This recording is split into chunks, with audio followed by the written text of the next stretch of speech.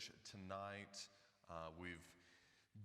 Last week, we just started a series on guidance and the will of God, decision making, and something all of us need to deal with.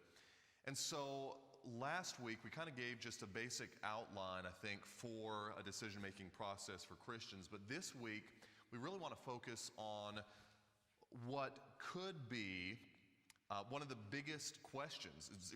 It seems like a contradiction when it comes to our understanding of how we make decisions. And this is the contradiction, okay? If, as Christians, we truly believe that God is sovereign, we believe He's in charge of everything, nothing happens outside of His plan and power and control. And we believe that as Christians. That's part of what we believe about God. But if we truly believe that, then why does it matter what decisions we make? And how does God's sovereignty play into our decisions? Okay, if God is sovereign and whatever He wants, He does, and nothing we can do can hinder Him and His plans, and we do believe that, then why does it matter what we do? Why not just live however we want? Or even go into what you could call a fatalism that would just be, it doesn't really matter what I do, everything's going to be the same regardless. So couldn't that just paralyze our decision making? So that's the question I want to deal with tonight from Scripture: sovereignty and providence and the will of God. So the goal we talked about last week, our goal is not to be anxious decision makers, but to be restful. God never intends for His people to live in anxiousness and worry and fear when it comes to decisions. He wants us to rest in God's plans and His promises. And so a big part of becoming a restful decision maker is understanding that God is sovereign and what that means. So that's what we'll be looking at today.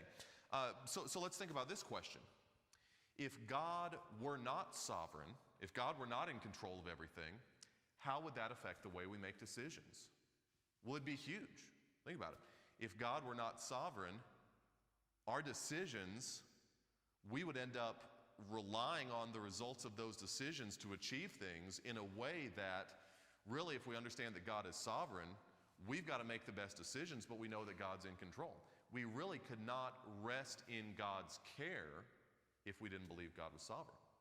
So it's a big part of that, the sovereignty of God. And so we'll talk about what does it mean that God is sovereign, what goal is He using His sovereign power to accomplish. If God in His sovereignty and His control is working towards some end, what goal is that?